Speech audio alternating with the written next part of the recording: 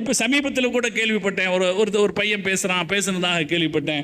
ஒரு ஹதீஸில் வருது, நபி ஸல்லல்லாஹு அலைஹி வஸல்லம் அவங்க சொல்கிறாங்க, ஒரு ஹதீஸில் இருக்கு, ஒருத்தன் 99 கொலை செஞ்சான்.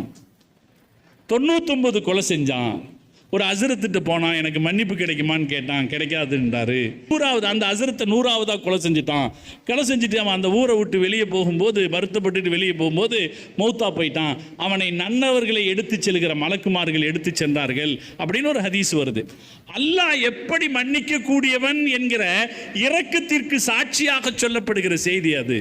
அப்போ ஒரு பையன் இதை வச்சுட்டு என்ன சொல்றான், இந்த ஹதீஸு தவறா வழி நடத்துது, இந்த ஹதீஸ் மக்களை தவறா வழி நடத்துது, நீ எத்தனை கொலை வேணாலும் செய். அப்படியே அது சொல்லுது.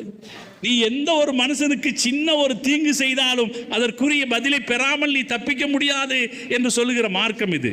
கண்ணுக்கு கண், பல்லுக்கு பல், மூக்குக்கு மூக்கு என்று தண்டனை தரப்பட வேண்டும் என்கிற சொல்கிற மார்க்கத்தில் ஏதோ ஒரு காரணத்தை, ஏதோ ஒரு வகையில் சொல்லப்பட்ட ஒரு செய்தியை தவறாக விளங்கி கொண்டு போகிற போக்கு இருக்குது பார்த்தீங்களா? இந்த போக்கு தவறான தலைமைக்கு காரணமாயிடுது. ஜனங்களை எப்படி ஏதாவது சொல்லி திசை திருப்பிடலான்னு நினைக்கிறாங்க. இது நபி ஸல்லல்லாஹு அலைஹி வஸல்லம் அவங்க நம்ம சமூகத்தை எச்சரிக்கை செய்தது. தப்பான தலைமைகளிலிருந்து நாம் விலகி நிற்க வேண்டும்.